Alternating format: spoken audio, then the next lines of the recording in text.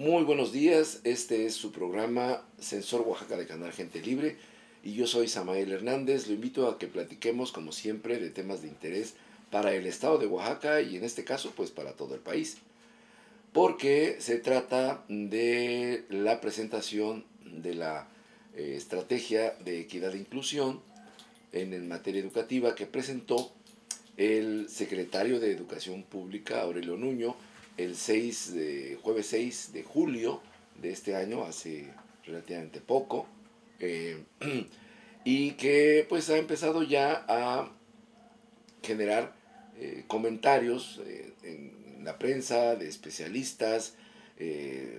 No tardará en haber desde luego algunos primeros ensayos sobre este tema que es muy importante porque como usted sabrá, después de el gran crecimiento que registraron los servicios educativos en América Latina, pero particularmente en México, en la década de los 80, recordará usted, y los más jóvenes, pues desde luego no lo recordarán, pero lo sabrán tal vez. En los años 80 hubo un programa, Educación para Todos, en México, en el que se fijó la meta de que todos los mexicanos deberíamos tener ya la primaria completa. ¿Sí? Y pues se construyeron escuelas, fue un gran movimiento que se reforzó en la década de los 90 eh, durante la gestión del presidente Salinas de Gortari, Carlos Salinas de Gortari, con Escuela Digna.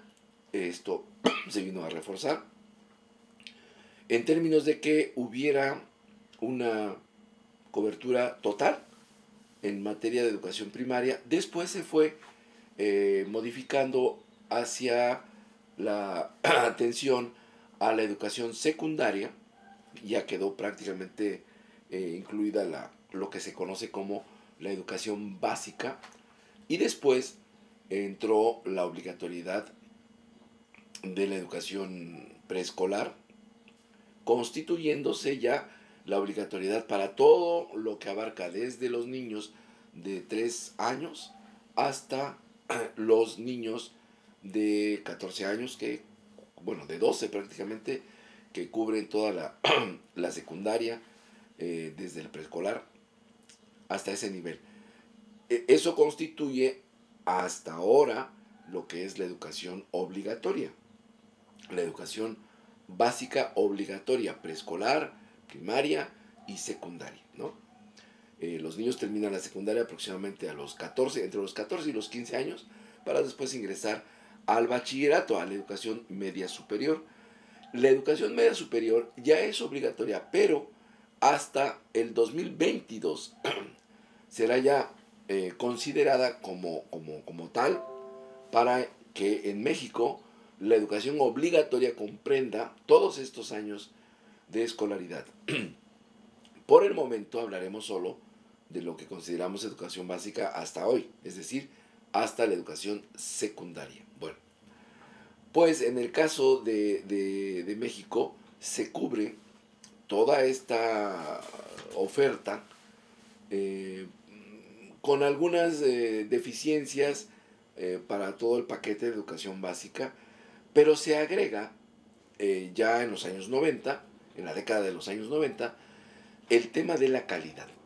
O sea, ya no es suficiente con que los jóvenes, los niños y jóvenes, tengan la oportunidad de cursar toda la educación básica, insisto, me refiero a preescolar, primaria y secundaria, sino ahora se agrega el adjetivo de calidad, educación de calidad. Y con esto se cierra, digamos, este segundo gran ciclo de las reformas educativas en América Latina y particularmente en México. Bueno, se empezó a atender ya el tema de la calidad, cuya última expresión vendría a ser el último retoque, digamos, que se le quiere dar al tema de la calidad, vendría a ser esta reforma impulsada por el presidente Enrique Peña Nieto en el 2013, que incluye otros elementos, que son la tercera ola, digamos, de las reformas educativas, en el mundo, particularmente en América Latina y México. Bien, pero centrémonos en el tema primero de la cobertura y la calidad. Les decía, en este tema de la cobertura, de ofrecer el servicio a todos al 100%, quedaron algunos baches, ¿no?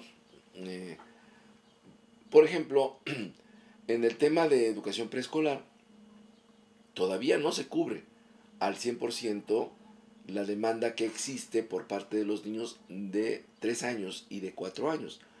En el caso de los niños de 5 años para preescolar, se dice que se cubre ya al 100%, aunque no de manera total, no igual, por ejemplo, en el caso de Oaxaca, en las regiones, no se atiende de igual manera a los niños de 5 años, es decir, no hay una cobertura total homogénea. Pero en el caso de los niños de 3 a 4 es más notoria la diferencia en la atención. En el caso de la primaria, aquí la cobertura es casi universal, ¿no? Hay excepciones de las que voy a hablar en el tercer bloque de este programa en cuanto a cómo se atiende esta necesidad. En el caso de la secundaria, hay todavía en el país una cobertura insuficiente, no se llega al 100%. Bueno, en cuanto a la atención y a la inscripción, digamos, de los niños, estos serían los primeros baches que deja la gran aplanadora de la universalización de la educación básica. Hay además otros aspectos, por ejemplo, el tema de la deserción escolar. Quiero insistir a usted que ponga atención en esto. No es lo mismo que un niño se inscriba y se mantenga. Se pueden inscribir todos, pero no todos egresan de preescolar, o no todos egresan de la primaria, o no todos egresan de la secundaria. Bueno, los que se quedan en el camino, se quedan a veces porque reprueban, ¿no? Pero no solo porque aprueban, o sea, que pasen de un grado a otro, sino porque reprueban y se quedan en el mismo grado. No desertan, pero tampoco se promueven.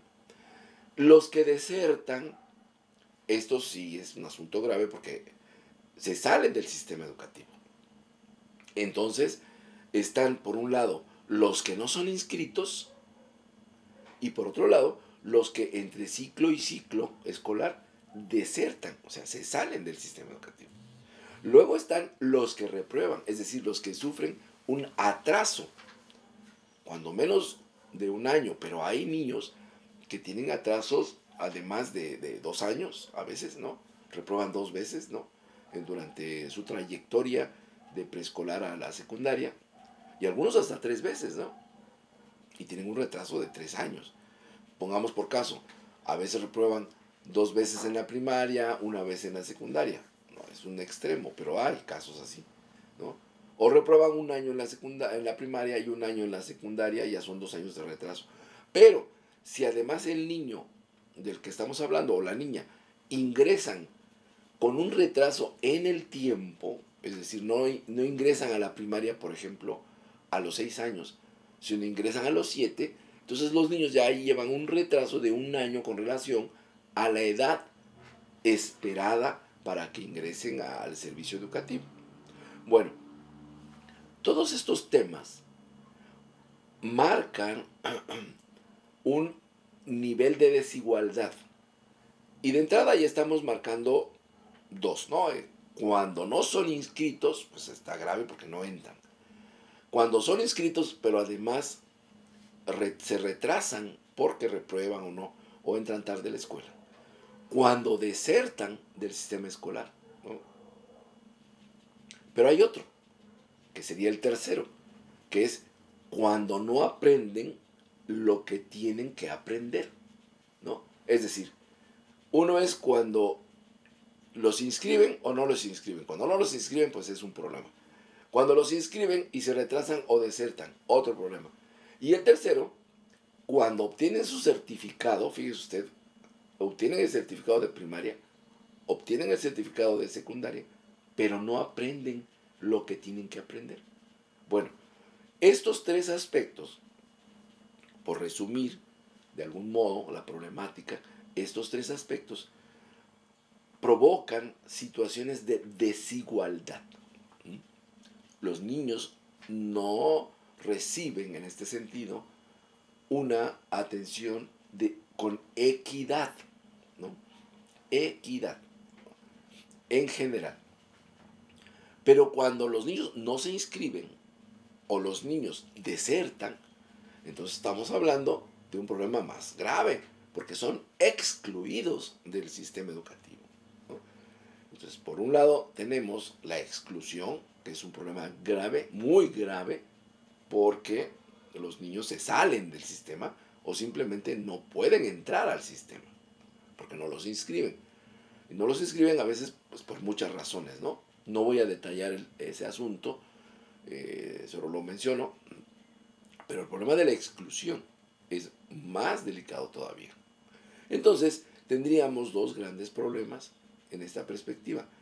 O no son incluidos, que afortunadamente son los menos, pero es un problema todavía muy serio, o no reciben un trato equitativo ya dentro del sistema educativo.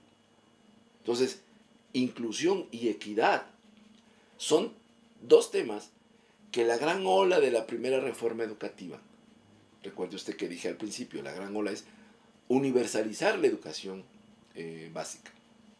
Pues la gran ola de estas reformas educativas dejaron estos baches.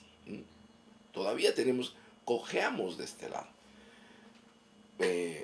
En el caso, por ejemplo, de Oaxaca, del que hablaremos más en el tercer bloque, el tema es delicado, porque si hablamos de equidad, es decir, de gente que no fue tratada de manera equitativa en el sistema educativo, pues lo primero que se refleja es el nivel de aprendizaje de los niños, que en Oaxaca es muy bajo, ¿no? Si hablamos de exclusión, dirá usted, no, pues es que hay escuelas por todos lados. Sí, pero hay mucha deserción.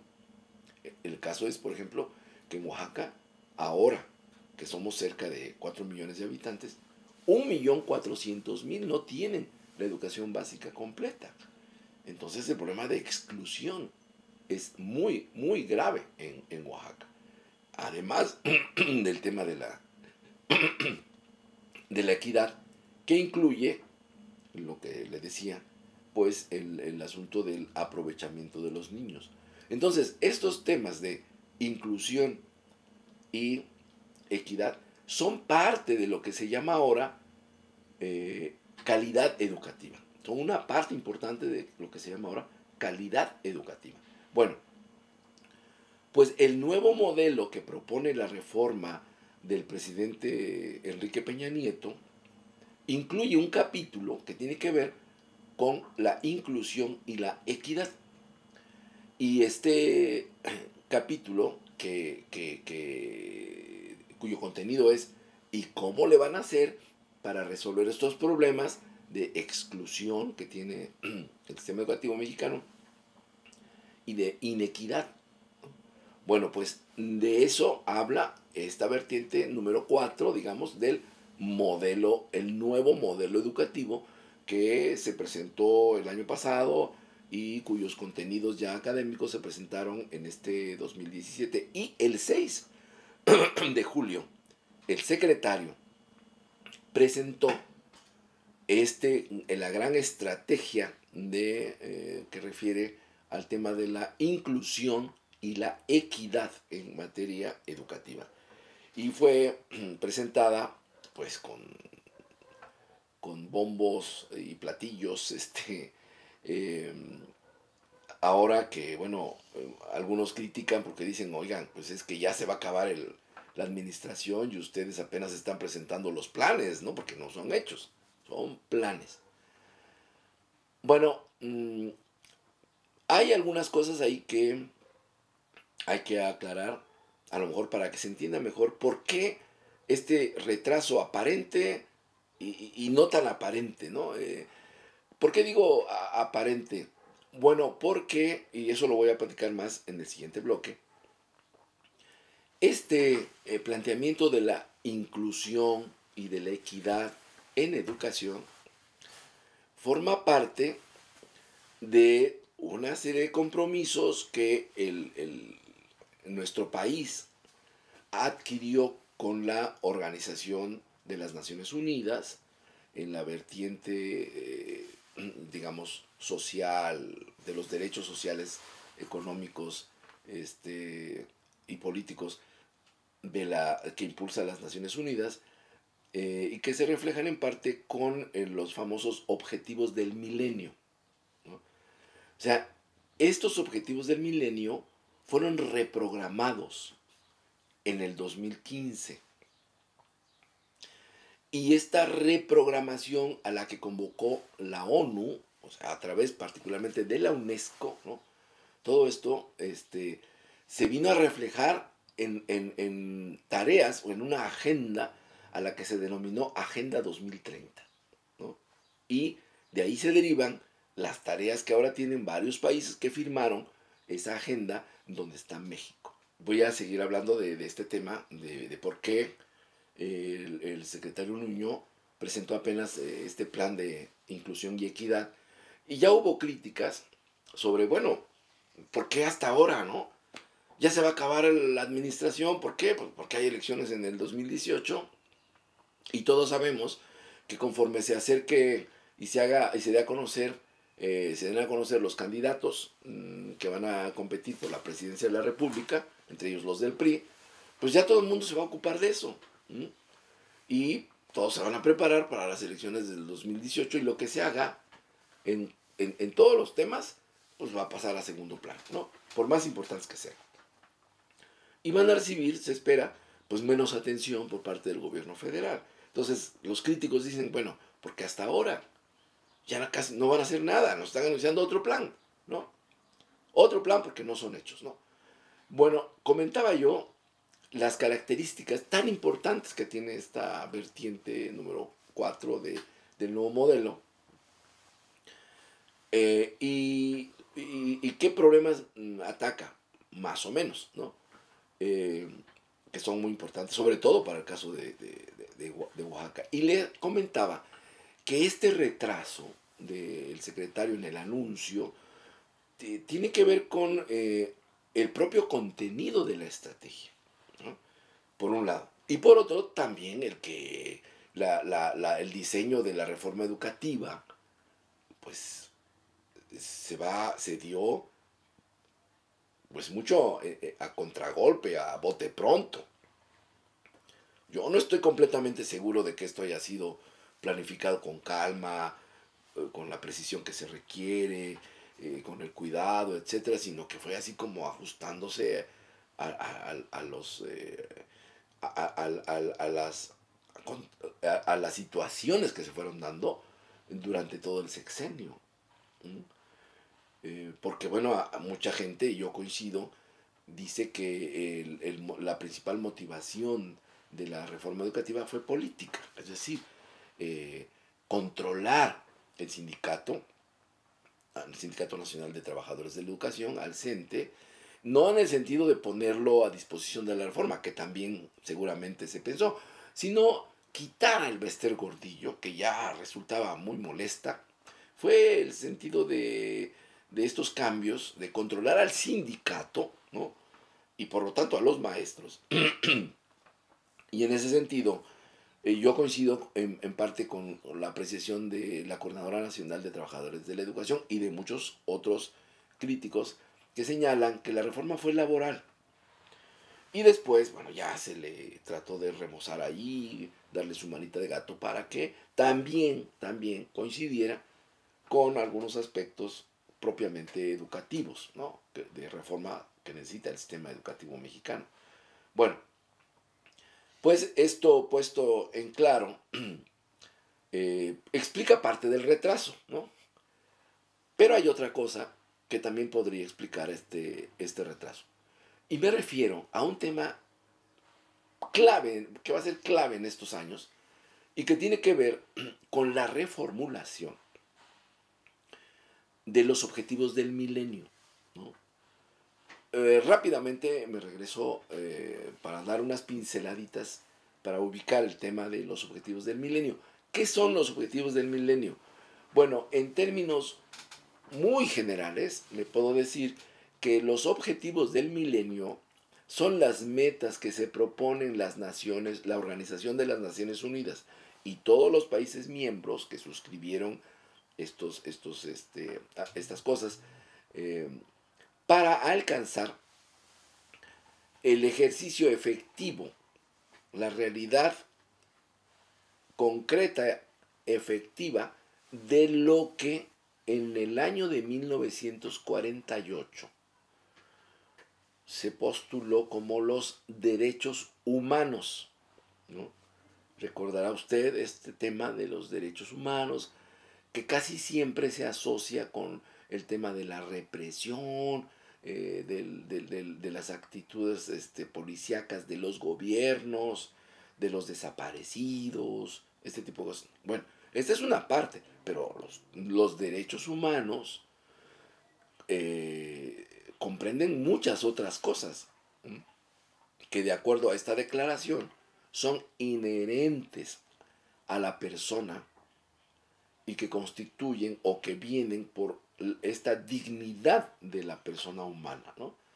Son como derechos naturales, porque de acuerdo a la declaración, recuerdo el año 1948, que fue promulgada entonces, la persona humana deriva de su dignidad, todos estos derechos son como derechos naturales, nacemos con ellos, ¿no? Bueno, en esta interesante declaratoria que se constituye pues de dos partes, la introducción, digamos, o el prefacio, ¿no?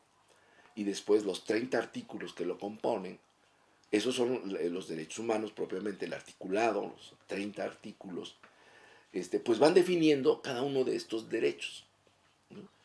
Bueno, después hubo ya, digamos, precisiones sobre, ¿y qué quiere decir esto de los derechos humanos en varios casos? Y se habló ya de los derechos más específicos, económicos, sociales y culturales, eh, estos aspectos que son también de los derechos humanos. Y también se habló de los derechos políticos, ¿no? Que estaban dentro de esta Declaración de los Derechos Humanos. Entonces, se firmaron dos pactos, el de los derechos políticos y civiles y el de los derechos económicos, sociales y culturales. Son dos pactos que se firmaron después de 1948. Se firmaron, si no recuerdo mal, 1966, los dos, 66, los dos pactos. Bueno, entonces, la Declaración de los Derechos Humanos, o sea, donde se enuncian en esos 30 artículos, los derechos humanos, más los dos pactos, ¿no? Digamos, estos tres documentos son lo que se conoce como el Acta de los Derechos Humanos. Y todos los Estados miembros, casi todos, de la ONU, en el 48 y luego en el 66, firmaron estos pactos y esta declaración. Lo hizo México también. Y le recuerdo que México fue un estado fundador de la ONU. Este tema es importante, ¿no? Voy a ver si da tiempo de explicarlo con más detalle. Pero México es miembro fundador de la ONU. Participó en la Segunda Guerra Mundial. Porque esta declaración, la de 1948, viene de la Segunda Guerra Mundial. Es decir, recuerde usted, la Segunda Guerra Mundial más o menos arranca o se estalla en 1939 y termina en 1945. Bueno, en el Inter se organiza la Organización de las Naciones Unidas, valga la redundancia, y en el 48, 1948, sale esta declaración firmada por todos y desde luego por México. Y después se precisa, 1966, con los dos pactos, y ya se forma el acta. Bueno, los objetivos del milenio derivan de esta acta de los derechos humanos. Es la forma específica, digamos, en cómo la ONU, a través de sus diferentes organizaciones, una de ellas importante, la UNESCO, que es la organización la Organización de las Naciones Unidas para la Educación, la Ciencia y la Cultura, la UNESCO, tratan de alcanzar estos objetivos de los derechos humanos, ¿no? En teoría, si se lograran los objetivos del milenio en todo el mundo, y también en México, desde luego, nosotros estaríamos disfrutando de lo que dicen los derechos humanos que debemos disfrutar. Pero ha habido muchos problemas. Por ejemplo, en la década de los 90, si no recuerdo mal, se formularon estos objetivos del milenio y se propuso que se cumplieran las metas para el 2015. ¿Ah? Bueno, ¿qué fue lo que pasó? Pues que no se cumplieron. Por muchas razones. Una de ellas importante, según lo que dice la ONU, es que los Estados miembros no dieron suficiente dinero ni hicieron lo suficiente para que se cumplieran los objetivos del milenio pactados para el 2015. Evaluaron las cosas. Hay muchos documentos muy interesantes que habrá que revisar con mucho cuidado, ¿no? De por qué no se cumplieron estos objetivos del milenio en el 2015.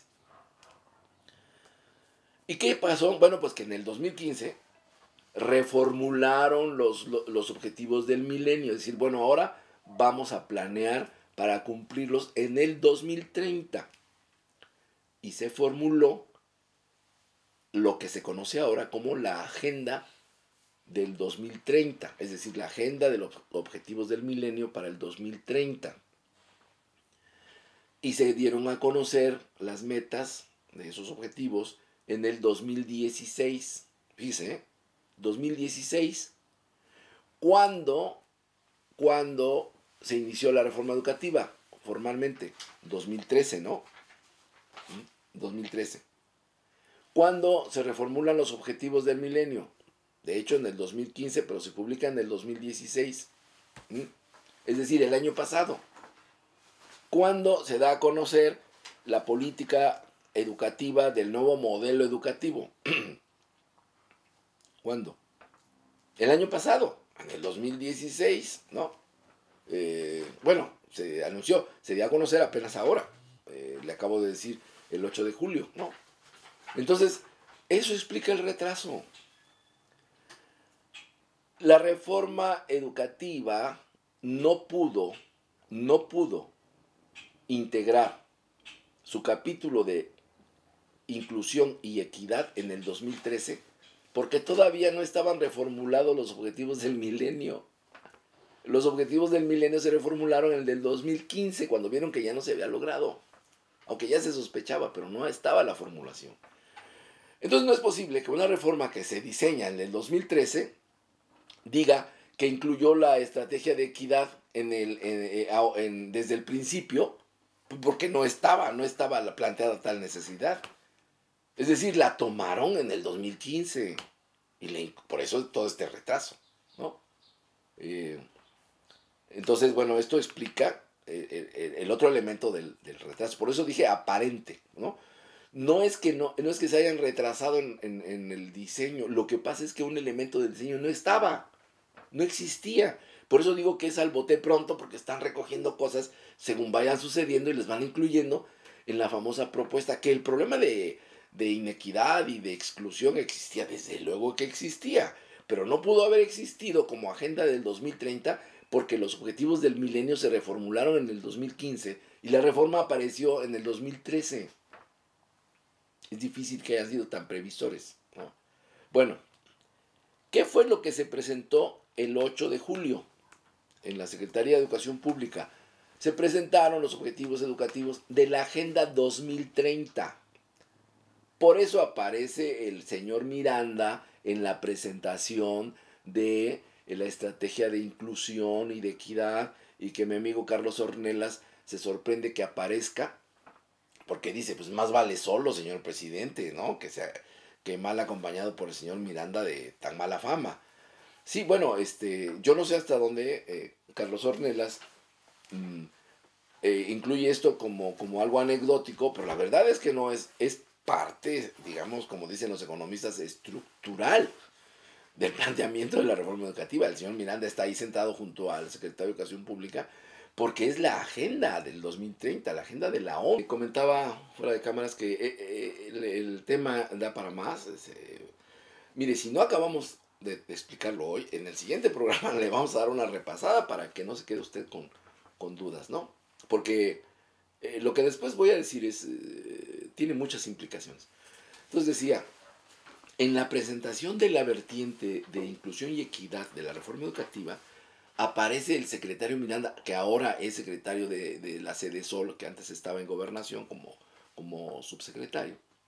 No porque tenga que ver con el tema, nada más, sino porque forma parte de este tema de la Agenda 2030, de los objetivos del milenio. ¿Y a quién le toca operar la agenda del 2030? En México, ¿a quién le tocaría? Pues a Sede Sol. Claro, le toca en el trozo todavía del 2017 al 2030. Y hay una agenda nacional del 2003, para el 2030, que la administración del presidente Enrique Peña Nieto pues avanzará, ¿no? En la medida de sus posibilidades, avanzará. Eh, y bueno, ahora hay así como una efervescencia porque el asunto educativo coincide con la presentación del compromiso mexicano ante la ONU de, bueno, ¿y qué? ¿Cómo va a colaborar México? Porque tampoco cumplió del todo, aunque hubo avances, hubo avances, pero no se cumplieron los objetivos del milenio en el 2015. Entonces le van a dar una prórroga, como quien dice, ¿no? ¿Qué va a hacer? Ya veremos hasta dónde llega, ¿no? Pero hay una efervescencia así como que sí, que le vamos a entrar y los indicadores y acá y los programas. Bueno, de entrada sabemos que no hay dinero, bueno, eso es lo que dicen, ¿no? ¿Y cómo le van a hacer? Porque eso se requiere de dinero. Y la otra pregunta es, ¿y por qué tanto alboroto del lado del gobierno y no vemos lo mismo del lado de la ciudadanía? Porque es a nosotros a quienes conviene que se cumplan los objetivos del milenio. Pero no se ve tanto alboroto del lado de la gente, que es la que recibe el beneficio y la que tiene el derecho. Porque subrayo la palabra, si es un derecho, ¿por qué no lo exigimos? Es como si nos dijera nuestra mamá, hijo, te compré un pastel, es tu pastel, y nosotros no quisiéramos comernos el pastel. Es más o menos lo mismo, o sea, tenemos derecho a comernos el pastel porque nuestra mamá nos lo compró y nosotros lo tenemos en el refrigerador o en algún lugar guardado y no nos lo comemos. ¿Por qué el gobierno aparece como, cómanselo, cómanselo, cómanselo? Y parece del lado de la ciudadanía, de la población, no se ve la misma efervescencia. ¿Qué sucede? Algo no está, algo no cuadra, algo no encaja, ¿no? En este asunto. Parece que es un interés solo del gobierno. ¿De dónde viene esto? Miren, yo me he preguntado por qué la gente no se pone tan exigente cuando tiene un derecho. Y sobre todo en México, ¿eh? Porque en otros lugares, como en algunos países europeos, quiero hablar de Alemania, por ejemplo, Inglaterra, y en América, bueno, pues el caso, el ejemplo, Estados Unidos, ¿no? Primera potencia del mundo. Dice uno, en esos países, si tienen un derecho, lo exigen. Y que lo exigen y que se lo cumple el gobierno, ¿eh? Por ejemplo, allá en Estados Unidos, el derecho a la educación, la ciudadanía puede demandar al gobierno si no les da buenas escuelas a los niños. Ya no digamos en Alemania, ¿no? Donde es así un derecho casi sagrado. La educación es una cosa importantísima y se exige y el gobierno alemán tiene que cumplir. Y el gobierno alemán se pone a la altura de las exigencias de su población y trata de que su sistema educativo funcione y funcione bien. ¿Usted se imagina una huelga como las que hace la sección 22 en Alemania? Eso simplemente es impensable en Alemania. Impensable. A lo mejor en Francia todavía, pero en Alemania estos no, ni siquiera se imaginan qué cosa es una huelga, ¿no? No operan así. Porque la población tiene mucho sentido de lo que son sus derechos, mucha conciencia de lo que son sus derechos, los exige. Y el gobierno se pone a la altura y trata de darle satisfacción, porque si no la gente se revela, ¿no? En México no pasa lo mismo. Y en otras partes del mundo. ¿Por qué no se exigen estos derechos? ¿Por qué es el gobierno el que siempre está como una mamá que quiere demasiado a sus hijos y les da de comer aunque no quieran, ¿no? Come, come, come, ándale, come. Y el niño no quiere comer. Dice, pues déjelo, si no tiene hambre no le dé. Bueno, pasa un poco lo mismo acá. ¿Y por qué tanto interés? No, que vamos a dar esto, vamos a dar lo otro y que no sé qué tanto. Pero la gente no parece tener el mismo interés. ¿Por qué? Bueno, a lo mejor diría usted, pues es que ya saben que es puro cuento, ¿no? Y eso de que les van a dar y les van a dar y luego no les dan, la gente ya está cansada, ya no les cree. Sí, tiene usted razón. Eso es en parte. Pero fíjese bien lo que le voy a comentar. No es así simplemente. El asunto tiene mucho más complejidad. Y le voy a decir una cosa. Y me tengo que regresar, por eso le digo que si no nos da tiempo, le prometo que en el siguiente programa vamos a detallar las cosas. Vamos a tener que regresar, imagínense, a la Primera Guerra Mundial, 1914. ¿Y qué pasó ahí? Bueno, se lo voy a poner muy simple. Las grandes potencias coloniales, ¿no? Estamos hablando de, sobre todo, Inglaterra, ¿no? Estamos hablando de Francia, estamos hablando de los Países Bajos, ¿no? Bélgica, por ejemplo, tenía colonias en África, Portugal todavía, ¿no? Estas grandes potencias imperialistas, porque eran imperios, ¿no? Pues empezaron a pelear porque querían quitarle su pedazo a otros, y luego llegaron otros nuevos como Alemania, por ejemplo, como Japón, por ejemplo, que fueron países que se fueron haciendo poderosos, ¿no? Y y querían una parte de las colonias, ¿ya? Pues ya todo estaba repartido, ¿no? Y bueno, entre otras cosas, porque no fue así de simple, pero eso fue lo principal, eso hace que estalle la Primera Guerra Mundial. ¿Y qué pasa? Pues los viejos estados imperialistas controlaron a los nuevos, sobre todo a uno en Europa. ¿A quién? A Alemania. Le dijeron, no, no, no, ¿a dónde vas tú? ¿Qué quieres pastel ni qué nada? Ya el pastel está repartido y tú te aquietas. Y los aplacaron. Con los japoneses no pasó lo mismo, ¿no? Pero en esta primera oleada los japoneses también se aplacaron, ¿no? Estaban creciendo, igual que Alemania, y necesitaban territorios nuevos, ¿no? Para seguir creciendo. Pero no los dejaron. Bueno, en ese espacio de entreguerra, entre 1918 y 1933, más o menos, ¿no? Se recupera Alemania y aparece un personaje, del que podríamos hablar muchísimo, pero bueno, aparece un personaje en Alemania, Adolfo Hitler, ¿no? Que reclama la situación en la que dejaron a Alemania, porque hay que reconocer que se portaron muy duros con Alemania, en esa primera guerra y después, con la segunda. Bueno, el caso es que Alemania estaba muy mal, pero mal, muy mal, muy mal, muy mal, y empezó a recuperarse poco a poco, empezaron a aparecer ya los brotes democráticos en Alemania, hay elecciones, ¿no? En esta primera versión, digamos, de la democracia alemana, porque Alemania estaba dominada pues por los Kaisers o por la nobleza alemana, ¿no? Que era más o menos de corte feudal, y después Alemania se empezó a industrializar, pero bueno, empezó a haber una democracia más o menos de corte occidental, ¿no? La que había inaugurado Inglaterra, Francia, los Estados Unidos, ¿no? Y ahí en esa democracia aparece el Hitler, ¿no? El Adolfo Hitler. El caso es que Hitler se gana la voluntad del pueblo alemán, sobre todo de la clase media alemana, que era la que había estado creciendo, ¿no? Y tenía terror porque se estaba empobreciendo aceleradamente. Hitler les propone una solución de la que, mire, independientemente de los horrores de la guerra que hizo Hitler, la solución que le planteó la clase media alemana es digna de un estudio profundo. Pero bueno, el caso es que logra llegar al poder, rescatar a la economía deshecha de Alemania y reconvertirla otra vez en una potencia. La Segunda Guerra Mundial es la segunda versión de este intento de romper con la estructura colonial de los imperios de finales del siglo XIX, principios del siglo XX, ¿no? Con la irrupción de nuevas potencias. Y ahí, en esa etapa de entreguerra, la clase media de varios países sufrió mucho. Por un lado estaba el intento japonés de crecer, el intento alemán de crecer y también la crisis. Pero hubo otros lugares donde la clase media también fue afectada.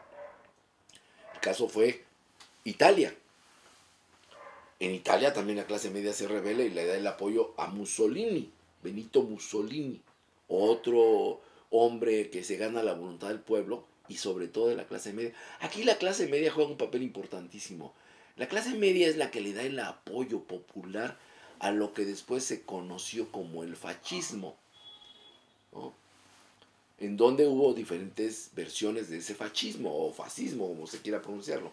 El italiano, el nacionalsocialista de Alemania y el japonés. Bueno, pues todos ellos hicieron su bloque y se da la guerra. Al final les ganan la guerra los aliados, pero ya para entonces, en la Primera Guerra Mundial, recuerde usted que aparece un elemento que no existía. Ese elemento es el que da la revolución socialista de 1917 y que encabezaron Lenin y Trotsky, ¿no?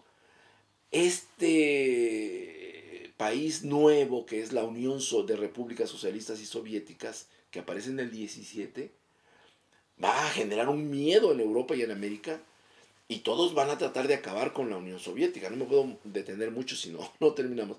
Y quedan de atacarla.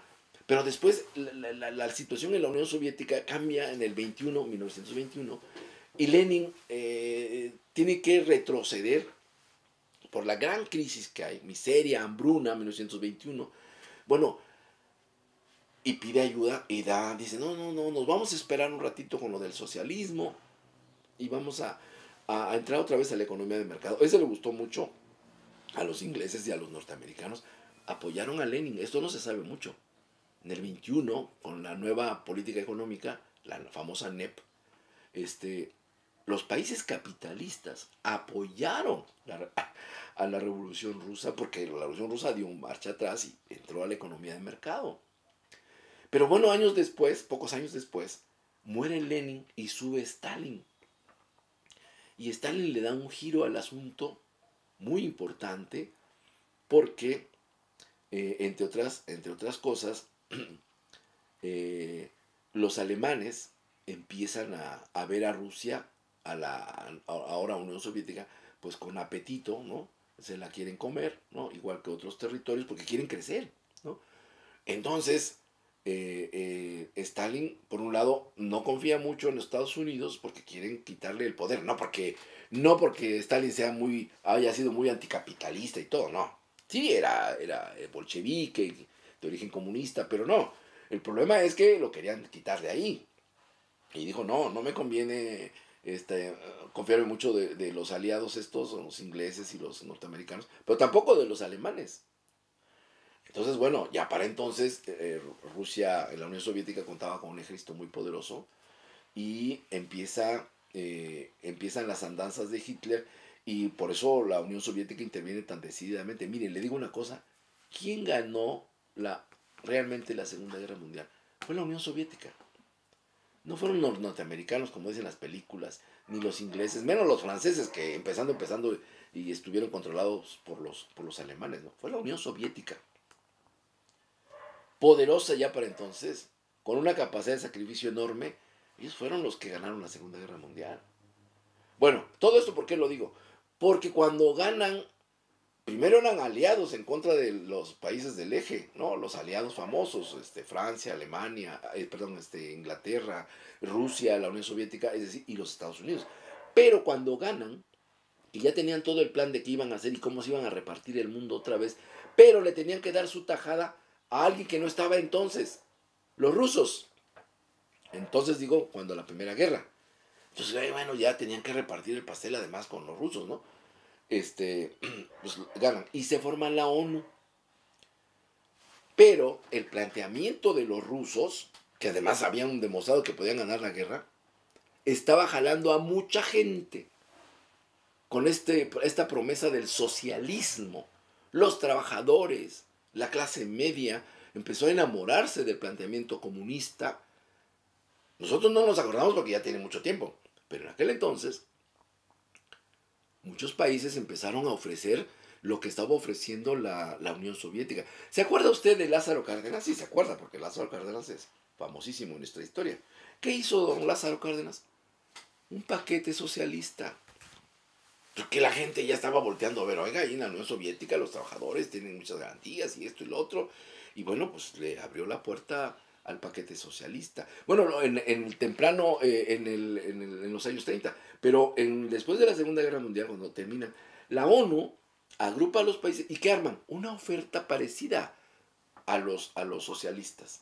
Esos son los derechos humanos. Es la versión capitalista de la oferta social comunista.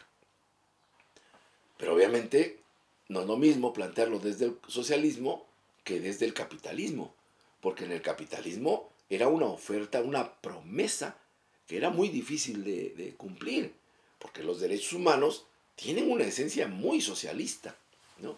Muchas cosas que habían planteado la Revolución Francesa tienen ese sabor del socialismo utópico francés, y ya la Declaración de los Derechos Humanos tiene ese sabor del manifiesto comunista. Usted no lo va a creer, pero había que analizarlo con cuidado. Entonces esa promesa, ese discurso que se formula en el 48 desde la ONU, que ahora son los derechos humanos, tiene ese origen. Es decir, es la respuesta capitalista a la oferta socialista de aquellos años, ¿no? De los años de la posguerra, bueno, y un poco antes, del 17, con la Revolución de Octubre. Pero esto va a ser muy difícil de cumplir. En fin, gracias por seguir con nosotros. Voy a tratar de resumir lo que ya hablamos. Le decía, presenta el señor secretario de Educación Pública la vertiente de inclusión y equidad en educación, pero esto forma parte de un paquete más grande que es la Agenda del 2030, de los Objetivos del Milenio. Estos Objetivos del Milenio debieron cumplirse en el 2015, no se pudo, lo prolongan para el 2030 y esa es la Agenda del 2030. Y decía, bueno, la reforma educativa a bote pronto toma e incluye los Objetivos del Milenio en la versión 2030. Y la pregunta es, bueno, ¿y por qué tanto interés de ofertar esto? ¿Y por qué del lado de la gente no parece haber ninguna respuesta? Bueno, me fui para atrás para explicar por qué los gobiernos parecen estar tan interesados en este discurso de los objetivos del milenio que tiene que ver con la Declaración de los Derechos Humanos. Me fui hasta atrás, hasta la Primera y la Segunda Guerra Mundial, para decir, bueno, es que esta declaración no surge por la buena voluntad de los triunfadores de la Segunda Guerra Mundial. Surge por la presencia y la presión que significó en su momento la Unión de Repúblicas Socialistas Soviéticas, la antigua URSS, ¿no? Que tenían una agenda socialista y había una oferta socialista que le preocupaba muchísimo a los estados capitalistas y a los antiguos imperios. ¿Por qué? Pues porque no es lo mismo que vengan los sindicatos, los campesinos, los estudiantes, los profesionistas y digan, no, no, quítense ustedes del gobierno y nosotros vamos a echar a andar la agenda socialista, a decirles, no, no tienen que tomar las armas, no tiene que haber muertos, pero ¿por qué? Esto lo podemos arreglar nosotros. Y miren, tan lo podemos arreglar que ya tenemos acá una agenda pues parecida a los socialistas, que son pues los derechos humanos. Porque además los derechos humanos tienen en uno de los artículos hablan de la voluntad del pueblo, pero no la caracterizan como la caracterizan los socialistas o los bolcheviques en su tiempo. Es decir, la revolución y la toma del poder por el pueblo. No, dicen, la voluntad del pueblo se expresa fundamentalmente en elecciones democráticas. Eso ya no es exactamente lo que dicen o lo que decían los socialistas de principios del siglo XX, hasta la mitad del siglo XX. No es así como se define la voluntad del pueblo y el ejercicio de la voluntad popular. Pero ellos lo ponen así ya, enmarcándolo en la democracia capitalista, ¿no? Y esta oferta se define en su contenido y en su forma en contra de o como alternativa de la propuesta soviética, ¿no? Y se empieza a difundir en medio de esta tensión. Mire, los derechos humanos son un discurso de oferta, tan lo son, es que resulta a veces hasta infantil señalar esto, pero es que así es, lo olvidamos, pero así es, ¿no? Mientras estaban haciendo la Declaración de los Derechos Humanos en 1948 y que todos somos iguales y que no hay razas y que no sé qué, ¿qué hacían en los Estados Unidos con los negros? ¿Qué no estaban ahí también exigiendo los negros el reconocimiento de los derechos civiles? ¿Qué no mientras se firmaba el pacto de los derechos políticos y civiles en 1966 mataban a Martin Luther King en los Estados Unidos? Oigan, ¿de dónde salen con el cuento de que hay la Declaración de los Derechos Humanos y la vamos a cumplir todos? Todos es un decir, y toda el acta de los derechos humanos también es un decir, ¿eh? Nada más hay que voltear a eso. Y después de que todos vamos a vivir en paz, ¿cómo vamos a vivir en paz si apenas acababan de firmar la Declaración de los Derechos Humanos y empieza, le estamos hablando de 1945, al término de la Segunda Guerra Mundial? Se firman los derechos humanos en el 48 y no empezó la guerra de Corea en el 50, 50 y tantos. No empezó la guerra del Canal de Suez, más o menos por la misma época. No empezó la guerra de Vietnam en esa misma década. ¿Eh? Y le puedo citar más. Guerras, por la de Argelia, por ejemplo, o otras guerras que se dieron regionales. Ya no era mundial, pero eran regionales. Después de haber firmado la declaración de 1948, ¿de dónde sacan eso de que la paz y los derechos humanos? Era el discurso. Yo no digo que no tenían buenas intenciones, Yo digo que fue la necesidad la que obligó a estructurar este discurso la sociedad del mundo capitalista, bajo la tensión que se dio en lo que se llamó el nuevo orden mundial, que era bipolar, que eran los comunistas contra los capitalistas, representados por Estados Unidos y por la Unión Soviética, y en esa tensión se da la necesidad de un nuevo orden mundial. ¿Qué significa esto de nuevo orden mundial? Pues que la gente canalice sus conflictos por las instituciones derivadas de ese nuevo orden mundial. Y una de las instituciones derivadas de ese nuevo orden mundial eran los derechos humanos. Y la ONU, el instrumento para echarlos a andar. Entonces, cuando yo menciono todas estas cosas que sucedieron después del 48 en el mundo, bueno, había un nuevo orden mundial, pero las potencias hacían lo que querían. Ellas sí no se someten a las instituciones, ellos actúan. No, los que se tienen que someter a las nuevas instituciones somos nosotros, los amolados, los que no tenemos manera de imponer nuestra voluntad, ¿no? Y como nos tenemos que aguantar, pero no se preocupen, aquí están los derechos humanos y vamos a crear las instituciones para que ustedes puedan, por ahí, van resolviendo sus problemas, ¿no? ¿Ha sucedido eso? No. ¿Va a suceder? Puede ser, pero con muchos problemas. De entrada, ya hay una razón que de origen, o una situación que de origen impide que los objetivos del milenio se cumplan. Porque no solo fueron las guerras que contradecían la Declaración de los Derechos Humanos, también fue el comportamiento de la economía. Después de la guerra, durante los 50 y en adelante hasta el siglo XXI, la desigualdad, ya en términos económicos, entre los seres humanos creció terroríficamente. Y ahora vivimos la época más desigual de la historia de la humanidad. ¿Eso producto de qué fue? Pues del el orden económico que inauguró la Segunda Guerra Mundial y que sale con el discurso de los derechos humanos. Entonces no es tan simple como parece.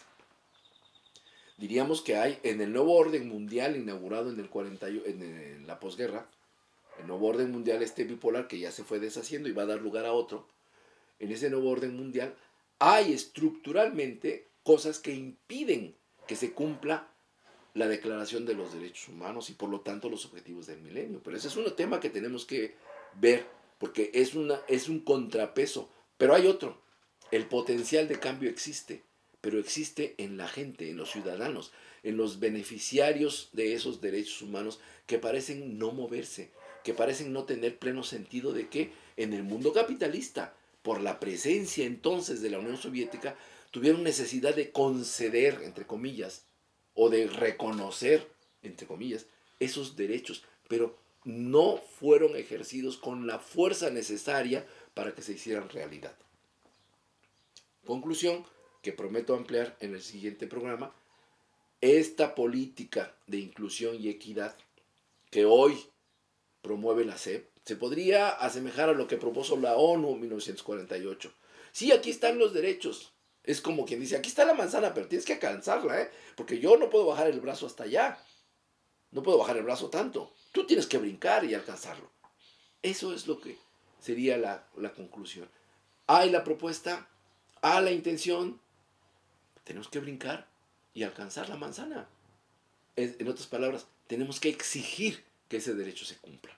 De nada va a servir que hoy el secretario de Educación Pública diga va a haber equidad, inclusión y todo lo demás en educación si nosotros no lo exigimos, porque hay condiciones estructurales que impiden que el propio gobierno pueda lograr eso. Tenemos que exigirlo nosotros y crear las condiciones que efectivamente hagan realidad estos derechos. Pero de todo esto, y particularmente en el caso de Oaxaca, vamos a hablar en el siguiente programa. Se lo prometo. Por lo pronto, le agradezco que nos haya visto hoy, que nos haya acompañado. Espero que haya sido yo suficientemente claro. Si no, puede usted mandarme algún mensajito, preguntas o algo que quiera usted que de detalle o amplíe de lo que hemos mencionado. Insisto, le agradezco que nos haya acompañado. Yo soy Samuel Hernández. Este es su programa Sensor Oaxaca de Canal Gente Libre y lo espero en la siguiente emisión de este programa. Muchas gracias.